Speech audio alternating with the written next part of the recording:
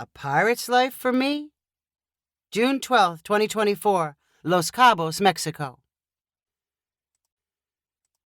The first boats out of the Cabo San Lucas harbor belonged to the serious sport fishermen looking for marlin and tuna. Pleasure yachts left at a more leisurely pace, with nowhere in particular to go. The tour boats, carrying sightseers to the Arch and Lovers Beach, followed more predictable schedules, but allowed plenty of time for customers to sleep late and feast on hotel breakfasts. The dread Pirate's Revenge bobbed next to the harbor's floating walkway, ready for its morning ration of snorkelers. The boat's name was as misleading as its two pretend sails and fake wooden cannons. It was not designed for speed or combat. Its gas-powered engines and wide shape were meant to slowly haul 50 passengers along the coastline. But the pirate theming, including a Jolly Roger flag and an extendable plank, proved an irresistible tourist lure. The Dread Pirates' morning and afternoon bookings stayed full. Steve Fleming arrived on board an hour before the 10 a.m. departure time. It was his second day working for the tour company owned by a family friend. He moved from Southern California looking for adventure and a change of scenery. He loved the ocean, and talking about history and his new job let him spend time in the water while telling pirate stories. During Steve's first day, he tagged along with other crew members and was told to learn as much as possible. On his second day, he was already in charge of passenger relations. He would be joined by two native Mexican crew members, Sebastian and Maria. Sebastian would mostly stay out of sight during the boat, while Maria quietly looked after the snorkeling gear. They left it to Steve to talk with the American customers. Precisely at departure time, 30 guests marched from the ticket office and onto the boat. 28 of them were from the U.S. and the other 2 from Canada. They arrived wearing swimsuits and carrying phones and other valuables. "Welcome! You're about to have the most legal fun you can in Cabo," Steve said in a nasally voice to everyone stepping on board. He shaved his head because he was prematurely balding. As he spoke, he looked like an animated turtle poking its smooth neck and head out of its shell. He explained they would spend most of their time on the main deck, but they were welcome to climb a spiral staircase to an observation deck behind the cabin where Sebastian steered the boat. When they reached the snorkeling site, they would lower the flat platform at the rear of the boat to make it easy to get in and out of the water. "No one gave me a snorkel yet," one passenger complained. "We'll hand them out when we get there. For now, find a seat on the deck benches." Steve continued smiling and tried to make everyone feel comfortable. He knew any cash tips at the end of the trip depended on his attentiveness. One especially friendly passenger sat near the boat's stern. He introduced himself as Lynn from Peachtree City, Georgia. His wife and 3 adult children sat nearby as he reminisced about the buffet at their all-inclusive resort. "Mexico sure ain't the way it used to be," Lynn said to his kids. "Now it feels like we're in California. We're getting the sanitized Disney version of Mexico." Steve overheard and asked Lynn about their resort hotel and then complimented the choice. "We going to see some real pirates today?" Lynn asked with a laugh. Steve grinned in return and replied, "We're supposed to be the pirates. We're the ones aboard the pirate ship. And if we're lucky, we'll find some hidden treasure.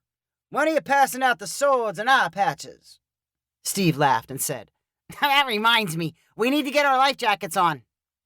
Steve and Maria quickly passed out life jackets, and Steve demonstrated how tightly they should fit.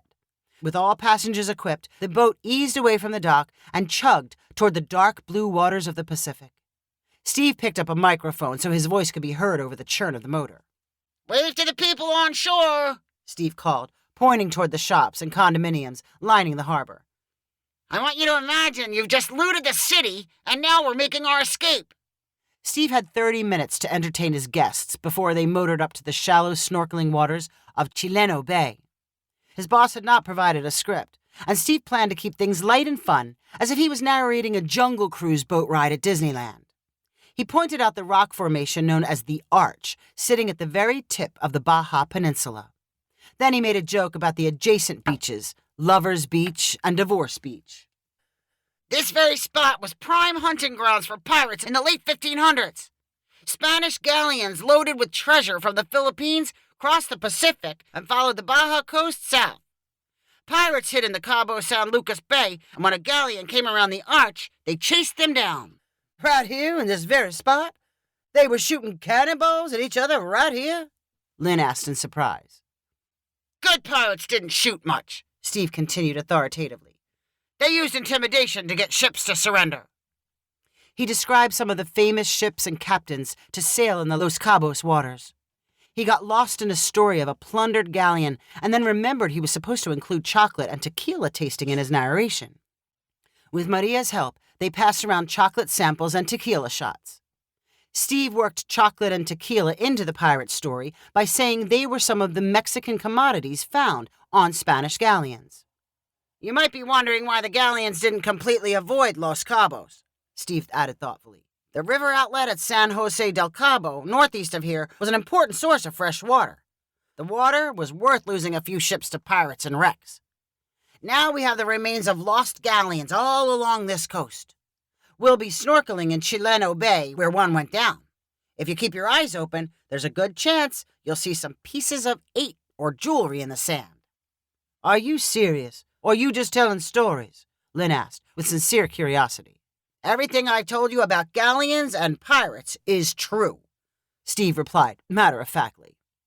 As the dread pirate's Revenge turned northeast, its passengers had no idea that a small fishing boat was cruising southwest on an intercept course. Two locals, Diego and his friend Salazar, were on board and wearing bandanas as masks. They borrowed the boat from an unsuspecting owner that kept it docked in the San Jose del Cabo harbor. The past month had been tough for Diego. He lost his construction job and spent much of his time sitting around the public Chileno beach. He watched boats anchored 400 meters offshore, dumping rich Americano tourists into the water and then hauling them back in. The boats moved sluggishly and arrived at the same time every day. Diego and Salazar joked about robbing the helpless tourists. For Diego, it truly was a joke. He had never stolen a thing in his life. His friend took the joke more seriously. He had some experience robbing houses and knew where they could grab a lightly guarded boat. No one would expect them. They could disappear just as quickly as they appeared. The crazy idea took on a life of its own, and Diego felt dragged by the momentum. He and Salazar had grabbed a fast-looking boat, just like they planned, and now he was bouncing over waves as his friend held the steering wheel. Diego tightened his bandana to ensure it did not fly off in the wind. He felt the plastic toy gun squeezed between his back and waistband. Steve's snorkeling boat arrived at their usual spot at their usual time.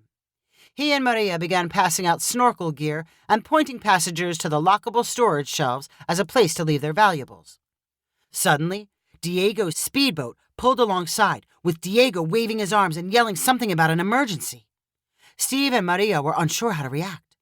Without warning, Diego crawled onto the bow of his boat and leaped onto the flat platform at the rear of the dread pirate's Revenge, which was meant to assist snorkelers in and out of the water.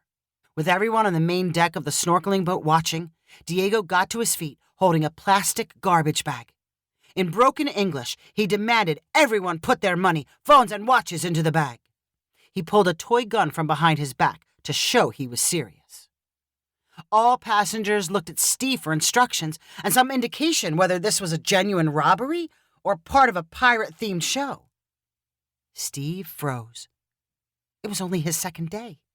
The robbery could very well be part of the show no one told him about. It had not happened on the first day, but maybe it did not happen every time. He glanced at Maria for guidance, but she shrugged her shoulders almost indifferently. Lynn looked at a clearly flustered Steve and laughed. Oh, I get it. Very clever. We are meeting some real pirates. I don't think that's a real gun, but I guess we should cooperate. Lynn was standing next to Diego, and he carefully dropped his phone, wallet, and watch into the bag. Make sure nothing gets wet, and I want it all back when this is over. When Steve saw Lynn's reaction, he quickly decided the robbery had to be an act, and he needed to play along.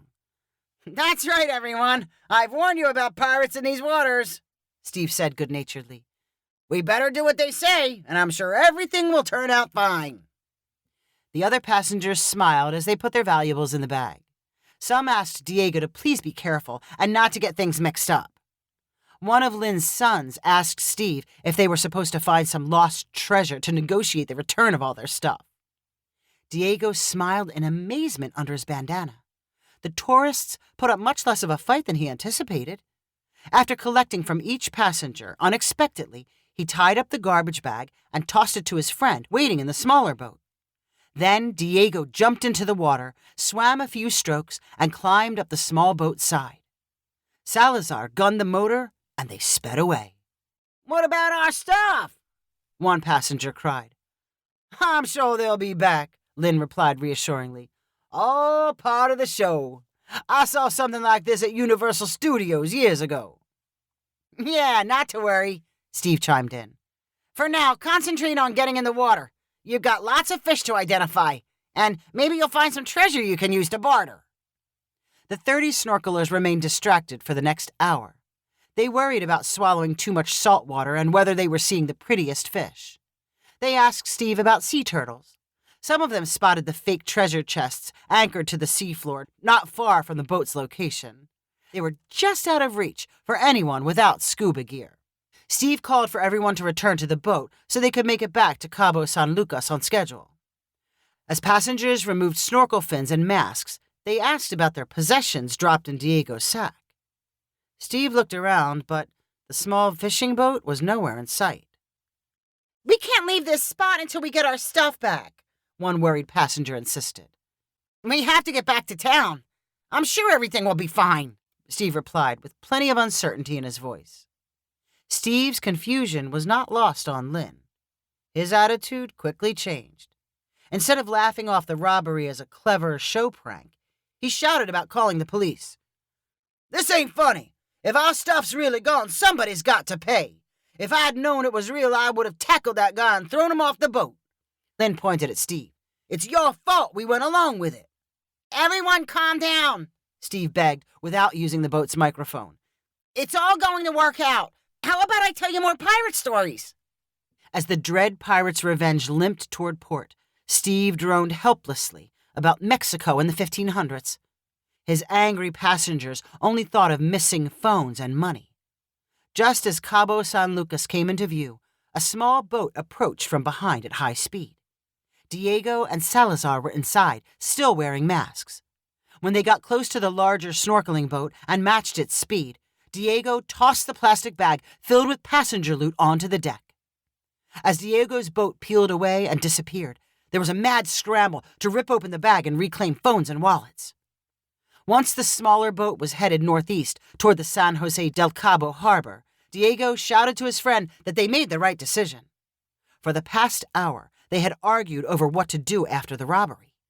Salazar wanted to run the borrowed boat up a deserted beach and travel on foot. They would divide up the stuff in the bag and sell what they could.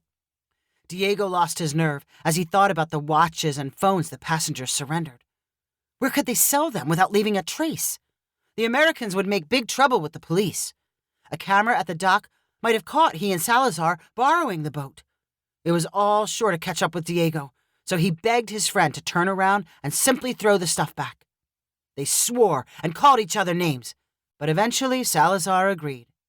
If their new plan worked, they would return the boat without being noticed. The tourists would take back their valuables and laugh like they had when putting them in the bag. Diego's life of crime would be over barely after it began. Back aboard the dread pirate's Revenge, all returned phones still worked and no cash was missing from wallets. Lynn laughed the loudest and was the first to apologize to Steve. "Oh, you had me scared there for a while. I'm sorry I didn't believe you when you said things would work out." "That's okay. I'm glad you enjoyed the trip," Steve replied graciously. "You put on a great show. My heart was racing. It was the first authentic thing I've seen since I've been here." As passengers stepped off the boat, they were very generous with tips. Lynn handed Steve 2 $100 bills and promised to send all his friends for the tour. Steve counted out the money and thought about the upcoming afternoon trip. Now that he could anticipate modern-day pirates invading the boat, he would make the build-up more dramatic. Maybe he would pretend to fight with them. It would all be unrehearsed, but the bandits were clearly professional actors who could handle some ad-libbing. If you enjoyed this story, please rank it on the website 500ironicstories.com. Please subscribe on the website to get weekly updates as new stories are posted. And please share with friends using the convenient links available.